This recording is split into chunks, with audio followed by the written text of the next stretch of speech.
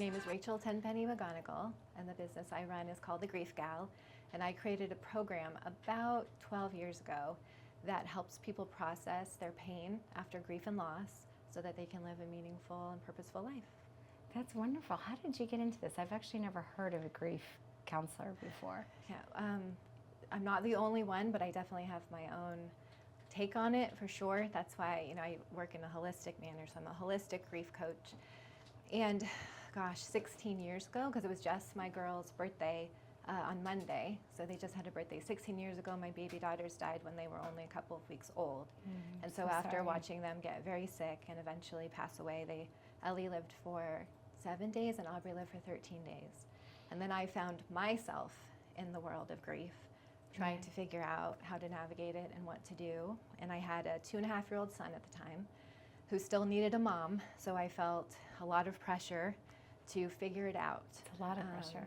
And there wasn't a lot for me. And I realized really quickly that the world does not know what to do with a grieving mom, and they tell you all kinds of things like, you'll never be the same, life will never be the same, you're part of a club you never wanted to join, grief is forever. Things that I remember thinking, I'm not willing to accept that as my destiny. Right. Nor does that sound very helpful. No, it's not helpful, but also there's a strange dichotomy, because I think grief for people is a reflection of their love.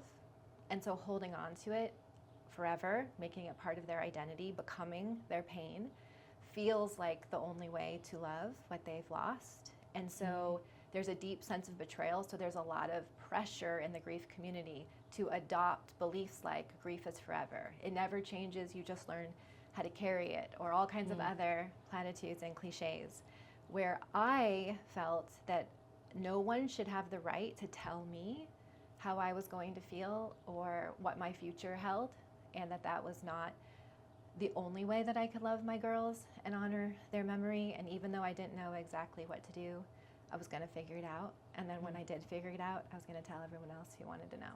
Wow. So how did you start this process of figuring it out? First, I just went into survival mode. Yeah, sure. I just got myself, I needed some time to heal. There were definitely a couple months where I spent a lot of time in bed, and all of my energy went into taking care of my 2.5-year-old, which I have learned that rest time is actually active time, right? It seems like not doing anything, but it's actually doing really important things, because that rest creates a foundation to build on. I started taking really good care of my body, taking certain supplements, drinking tea, eating really warm and nourishing foods, not over-exercising, protecting my rest, making sure that my body was built back up under the toll of grief. Because no matter what kind of emotional dedication we have, if our body is depleted and worn out, we're not going to be able to do that emotional work. So we need to build our bodies up first. And then once I felt myself getting recovered, I was less depleted, I felt some energy returning, then step by step I was able to invest into my heart and my relationships and my perspective and my identity, and things that helped me redefine what my life would look like without my little girls. Oh, wow. That was quite a lot to handle at once, for sure, right? Yeah, that's why I did it in little steps. It sounds, in a big, long explanation, it sounds like a lot, but in real life it happened incrementally, and it happened, I don't want to say slowly, but it had a pace that was appropriate for me. I didn't push, I didn't rush, I didn't have unfair expectations of myself, but I also refused to not move, to just stay put. Right. So it was kind of a balance between no motion forward and a panic level motion. Right, because I think a lot of people get stuck in that, just closed down, can't function, or panicking because they should be doing more or staying busy to get their mind off of things, and kind of learning that balance. Yeah, well, and coping skills are not the same as healing skills. So a lot of times people will pour themselves into coping, right, which are the things that distract us, fill the void, right, make us feel like we're making forward motion even though we're really just in the hamster wheel staying very busy. And when my clients come to me, they're usually on either side of the spectrum. So they're either completely shut down and feel crippled and disabled and have no idea how to get moving again, or they realize that they have been moving and moving and moving, but they looked around and said, I'm not actually making the progress that I want to make. And Right.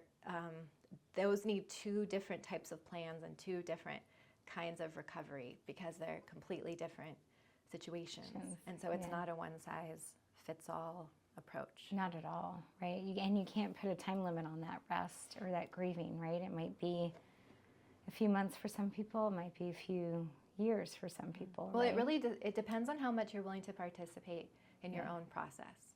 Right. So the idea that time heals all wounds or somehow grief resolves on its own is nonsense. It does not. It has to do with how much we participate, what we're willing to learn, the skills we're willing to employ. But oftentimes we don't know what those are, what they look like, and that's a fallacy, a very unfair fallacy that somehow we all just know how to grieve, we know how to process our pain, when in fact, like all life skills, grief skills have to be learned. Sure. And so people they'll feel this sense of failure and they won't say anything like, am I the only one who doesn't know what I'm doing? Am I the only one who can't get through this? Am I the exception? Is it too hard for me? It's different for everyone else. Instead of asking for help. Right. When we just say, I don't know how to do this. And I say, yeah, you and me both, I didn't know how to do it either. Right. But I learned, and it turns out what I learned is incredibly helpful because even though our grief experiences are different, right? We're all different, so our grief experiences are going to be different. No two people grieve the same. But what helps us and what we have in common in our grief experience is shockingly similar. Right? And if all our focus is put on how we grieve differently, we miss the fact that we actually grieve similarly as well. Right. And so the same things that build up my body are going to build up another griever's body. The same things that are going to help improve relationships and expectations in my life are going to help other people in their lives, right? The same emotional processing skills that helped me are going to help somebody else. And they've helped hundreds and hundreds of my clients. So we need to put our energy there instead of trying to find how we're the exception. We can see how our collective experience actually helps us find our path. Grief. It's all still grief together. Describe to me your holistic approach with this as opposed to maybe other counselors or therapists. So the very first thing that we do is we start with our physical support. So there's a supplement protocol. There's recipes for what to cook yourself and how to eat. Only very few things we keep out. Mostly we focus on what you add in. Modifying our exercise. People traditionally way over exercise to try to manage their pain. I can see that. Yeah, exercise is wonderful to help get our endorphins pumping again, but it can be just as depleting. So we have to find that restorative level of exercise, not a depleting level. Then we instigate a self-care protocol. And the most important part of the self-care protocol are two things. We look at your natural personality, so how you're actually wired, so that we know what will work for you, because it can't be a one-size-fits-all. And then we look at your actual lifestyle. How much time do you have? How does it fit? What are your limitations? Then we also uncover anything that might hold you back, because if we have false beliefs, for example, even if I set up a perfect self-care protocol for you according to your personality and your lifestyle, if you have the false belief that self-care is selfish, you're not going to do it. Right. And back in the back of your head, back of your heart, right, somewhere in your mind, every time you attempt to self-care, you're going to resist because you feel like, well, I want to be a good person, not a selfish person, and this makes me feel like a selfish person. Right. So if I don't help you unravel that false belief and understand how self-care is actually a selfless thing, that's going to create resistance, and we have to make sure that we're overcoming those roadblocks, or else it doesn't matter how much information, the kind of path, the kind of support, right, that we have. If anything's holding us back, we want to uncover those things and create, safety and moving forward, and an actual reason why we believe we should do these things for ourselves. And you kind of start from healing from the inside. Yeah, well, yeah, Right. you got to start. I think that's the biggest misnomer, is the toll that grief takes on our body is enormous. So first we address our physical limitations, and we need to be aware of what our limitations are, because then our goal is to stay as far away from those limitations as possible. We can't teeter on the edge all the time. It's too exhausting. Then that gives us enough energy to start working on those internal things, which are myths and misunderstandings, false beliefs, but mostly identity work. because the misnomer is that grief is all about love. We grieve in proportion to how we love. Right. But in reality, love is only a small part of our grief. We really grieve in proportion that we know ourselves. If our identity has come under assault, this person was my whole world. All I know how to be is in connection with this person. They were everything to me. Then we either have to redefine who we are, right? Or our identity dies with them. So we have big decisions to make because identity determines our path, not our love, because love is eternal. If that love is real and it's not codependency and it's not a trauma bond, if that's real love, there's no amount of pain and no amount of healing, no amount of joy, no amount of peace, no amount of happiness that will end that love, right? And so what I see when I see people say they're struggling, right, my pain is a reflection of my love, what I've come to understand is what they're really saying is if I let go of this, I don't know who I am. And so we need to answer those big identity questions to give ourselves a reason to keep moving forward. Yeah, absolutely. And find an identity outside. I mean, your life has changed. Things have changed and you need to... Yeah, everything has changed. For most people, a significant loss is the most painful and life-altering thing they've ever experienced in their life. Yeah. Right? They didn't choose it. They couldn't stop it. Right? It happens to us. And now we're left to pick up all of the pieces. And then if, depending on our background, how we're raised, our personality, there's lots of factors, we all come in with a different level of skill, right? A different level of awareness, a different level of know-how. And so we're often under-equipped, overwhelmed, physically depleted. All of our relationships change. People we thought would show up don't. People we had no idea would show up do. People say things like, you know, if you ever need anything, call. And then we think to ourselves, I have no idea what I need. So how can I tell you? And then by the time we figure it out, we don't want to call because now we feel like we're a burden, right? And you feel like you're putting these people out and that you've exhausted their sympathy. I feel like in some, like how many more times are they going to listen to me cry about this? Right. What's usually true is the people who love us most don't have a limit on that. They're willing, right, to listen as much as we need, help as much as we need. But it's our job to tell them what we need. Right? Because sometimes we need a listening ear, but sometimes we need someone to go get us our groceries or water our plants or take our dog for a walk or tell our, you know, friends not to come over past 8, whatever it is. Do you think that it's hard to kind of let go of that pride to actually say, I need this? Absolutely, yeah, it can be. And I sometimes, I don't know if it's, for some people it is pride. It's just they don't want to have to ask for help or need help. But I think for most people it's fear, right? They don't want to burn bridges. They don't want to lose connections. They don't want people to say, I don't want you in my life anymore, right? They've just lost someone or something. They don't really want to lose anything else. And so, you know, plus people have different awareness of boundaries. And so for certain people, it's significantly more uncomfortable to ask for help than for others. It also can be very difficult to say no when you need to say no. People will be too permissive. They'll, you know, when they're thinking in their head, I really don't want to go to this thing, or I really don't want them to bring them over a meal, but they feel, well, but it's kind and they mean well, and I should let them in, right? And so setting boundaries is really difficult, right? So that's one of the aspects of my program as well. We learn, what does it actually mean to ask for help and to set boundaries? What do those look like? When do you use them? And why are they so important in order to keep moving forward? I feel like it's such a hard thing when you do lose somebody and those people that want to bring you the meals and they want to do this and all you want to do is just not even talk to anybody. And those boundaries are so important, and you feel this obligation, I feel like, to almost be there for other people. Sometimes. Because they feel the need to fill their bucket, to feel like they're doing something for you. Well, nothing will make people more uncomfortable than someone else's grief. Right? Most people have no idea what to do with grief, how to process. So other people's tragedies trigger a deep sense of fear in them, right? A deep sense of powerlessness.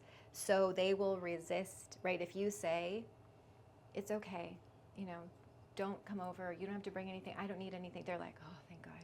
Because every time I interact with you, I'm just reminded of the most terrifying thing ever, right? I would watch other mothers, right, see me coming, holding their little babies, and just turn around and walk away. And it wasn't because they didn't like me, it was because I'm the mom whose babies just died, and that is a horrifying experience, right? An idea for any young, right, new mom.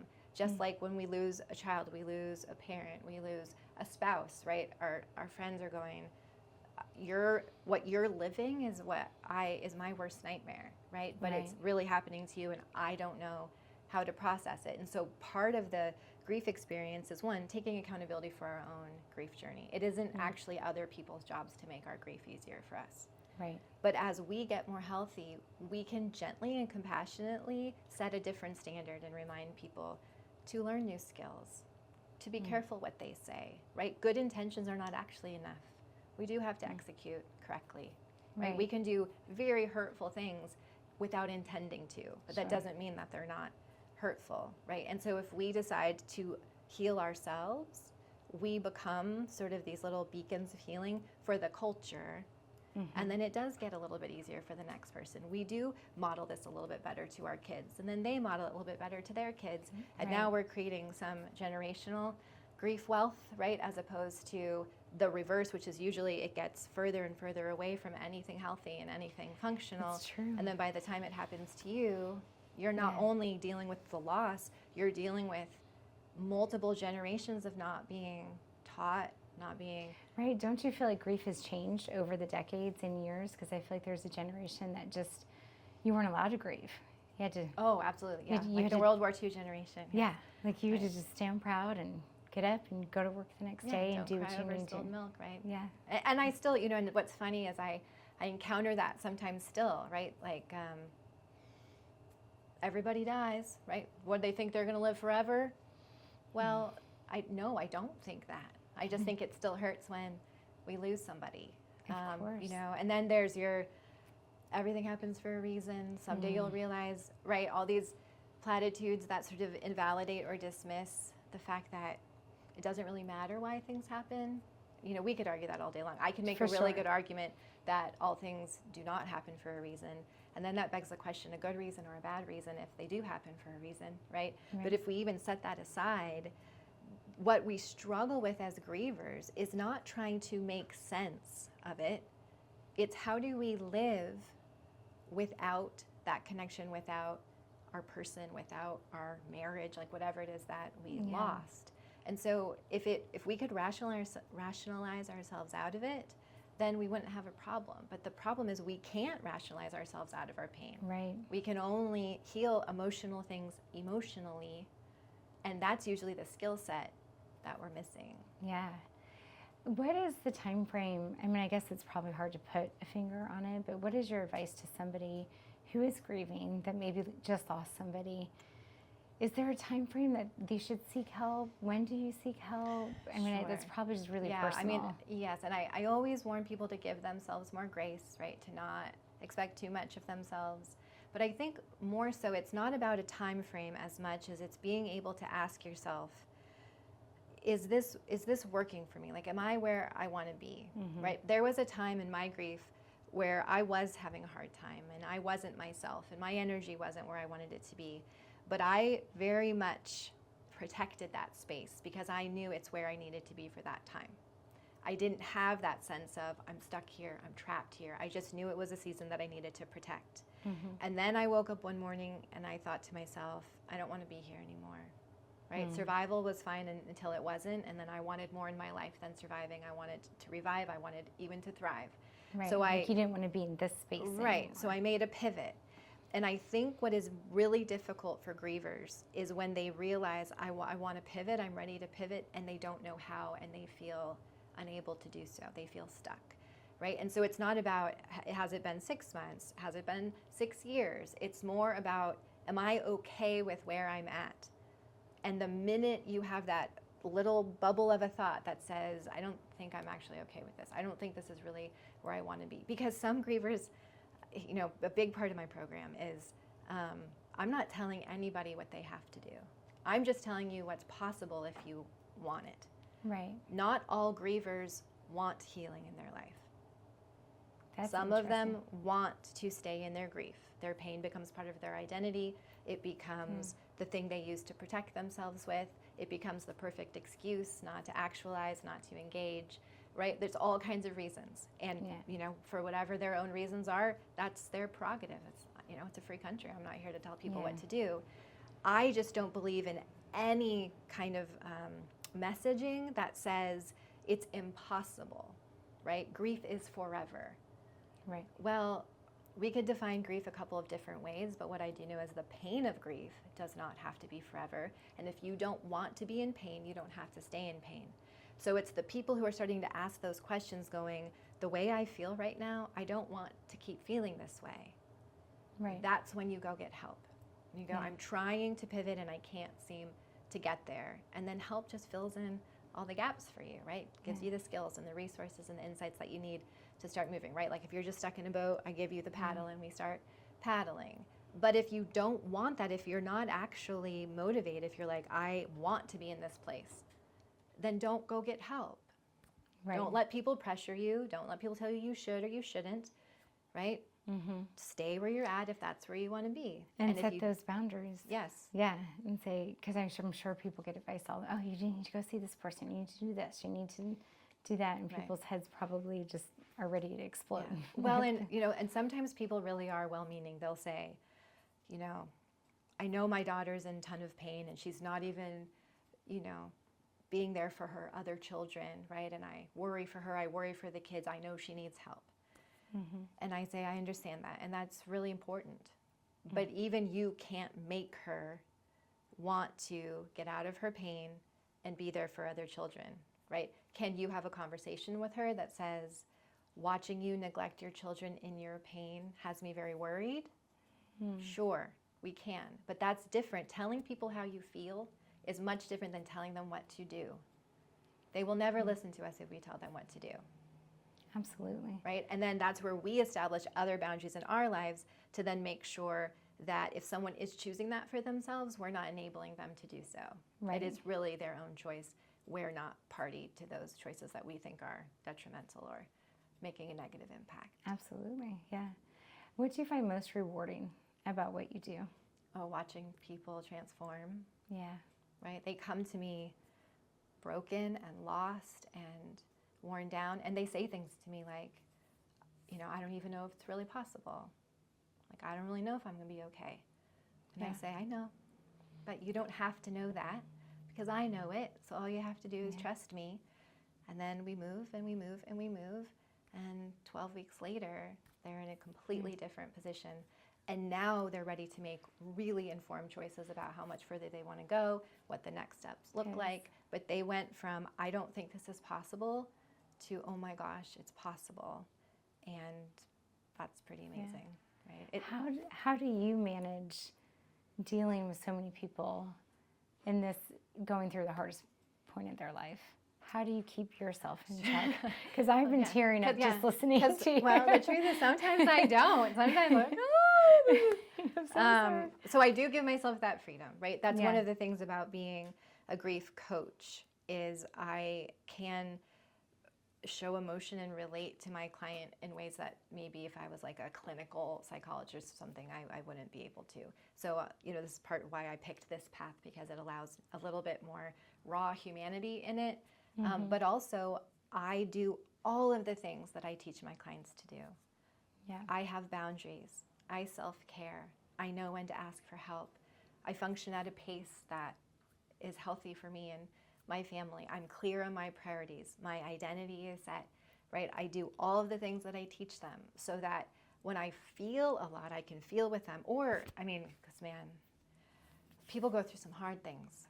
Really, they really do. But I can be connected to that and present to that, but also without taking it on, because that's what I teach them to do. Right? I empower them. They don't need me to take it on. Right. They don't need you losing sleep over it. No. And they're not looking to be rescued. Right? Watching it click for them that they are their own biggest advocate, that they have the power over their own heart that they always hoped and wanted to have. You know, we don't get to control everything. No. That's an unfortunate reality. We just don't.